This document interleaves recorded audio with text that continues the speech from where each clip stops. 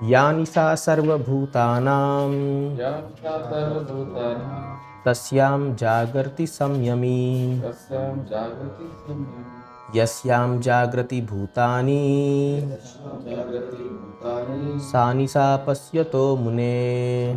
सा या निशा सर्वभूतानां निशा सर्वभूतानां तस्यां जागर्ति संयमी तस्यां जागृति संयमी यस्यां जागृति भूतानि यस्यां जागृति भूतानि सा निशा पश्यतो मुने। सा पश्यतो मुने। या निशा सर्वभूतानां सा सर्वभूतानां तस्यां जागर्ति संयमी तस्यां जागृति संयमी यस्यां जागृति भूतानि यस्यां जागृति भूतानि सा निशा पश्यतो मुने। सा पश्यतो मुने।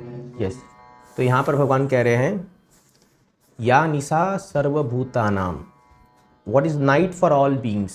तो जो साधारण भौतिकवादी लोगों के लिए जो रात है वो एक सेल्फ कंट्रोल्ड या वो एक आत्म निगृहित व्यक्ति के लिए जागृत का समय है।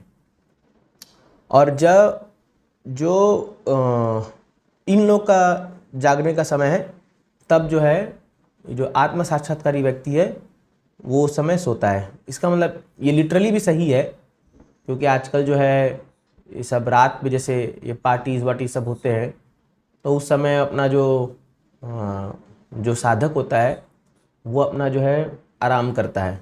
लेकिन जो व्यक्ति आप देखोगे जब वो रात में सोता है तो ये जगते रहता है, ये जो बाहर मेटलिस्टिक व्यक्ति, और जब ये जगता है सुबह ब्रह्म मुहूर्त में तब उनका सोने का टाइम होता है। तो हम लोग कॉलेज में देखते थे कि जब हम लोग सुबह उठ करके मंगल आरती करते थे तब कई सारे हॉस्टल के लोग जो है वो लोग सोने जाते थे क्योंकि रात भर वो पार्टी करते थे।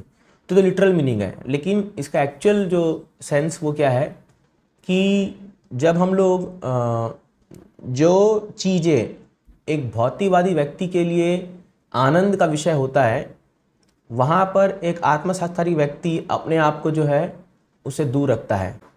और जब इसके जो ये सात्विक साक्षात्कार व्यक्ति है वो जब वो आध्यात्मिकता में जब अपना वो मन लगाता है तो आप देखोगे जो ये भौतिकवादी व्यक्ति है वो उससे दूर रहता है।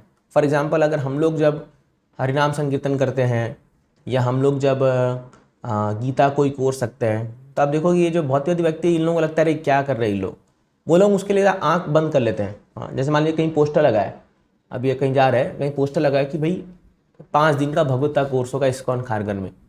अब कितने लोग देखेंगे, देख के भी अनदेखा कर देते हैं। और वहीं लगा हुआ कि 5 दिन का जो या कोई बॉलीवुड फिल्म आ रही है या कोई बढ़िया कोई ऐसा भौतिकवादी व्यक्ति कोई ऐसा आ रहा है, कोई सुपरस्टार आ रहा है, ऐसा आ रहा है, तो उनकी आँख खुल के देखते रहे, वाह अब मन मज़ा आएगा, अब आनंद आएगा, है ना। क्योंकि जिनकी इच्छा इंद्र तृप्ति में रहती है वो कोई भी आध्यात्मिक कार्य के प्रति एकदम इंडिफरेंट हो जाते हैं, मतलब उनको कोई फर्क नहीं पड़ता। और उसी प्रकार जो आध्यात्मिक व्यक्ति है वो भौतिकवादी चीज़ों के प्रति इंडिफरेंट होता है ना। जैसे मान लीजिए अगर कोई हम भक्त हम जा रहे रास्ते में और हम देख रहे कहीं पर कोई नॉनवेज बिक रहा है, कोई शराब की दुकान है, कोई ये है, तो हम लोग को वो देख करके एकदम सोचा चाहिए ये तो एकदम, जैसे अभी हम लोग परसों ही एक प्रोग्राम में जा रहे थे तो रात को तो वो जगह में एकदम खाली नॉनवेज का ही दुकान था। तो मैं अपना आंखें बंद कर लिया वहाँ, मतलब जैसे ही वो गया मैं देखा रे तो कितना गंदा जगह हम लोग आ गए एकदम, तो एकदम मैंने इतना अजीब सा लग रहा था एकदम। तो चुपचाप अपना आंख बंद करके या तो अपना गीता भागवत पढ़ो या कुछ ईयरफोन लगा लो, तो उसके वो इनर्ट हो जाता है उस समय, तो उतना ही doesn't pay much attention to that thing. तो इसीलिए क्या है ये भगवान ने बता रहे हैं। और आप देखोगे इसलिए भौतिकवादी व्यक्ति और भक्तों का कभी मेल नहीं खाएगा, हाँ कभी भी नहीं। बहुत ही कम लोग ऐसे होंगे जो रियली हमें अप्रिशिएट करेंगे हमें, क्योंकि जो कार्य हम कर रहे हैं वो उनके लिए एक ड्रीम समान है, वो उनके लिए एक समय ऐसे कैसे कर सकता है। जैसे मान लीजिए हम ब्रह्मचारी जीवन पालन कर रहे हैं तो कई लोग बड़े अचंभित हो जाते हैं कि आप शादी नहीं करेंगे, तो उनके लिए ये पूरा हैरानी की बात है, ऐसा कैसे हो सकता है, आप जीवित कैसे रह सकते हैं इसके बिना।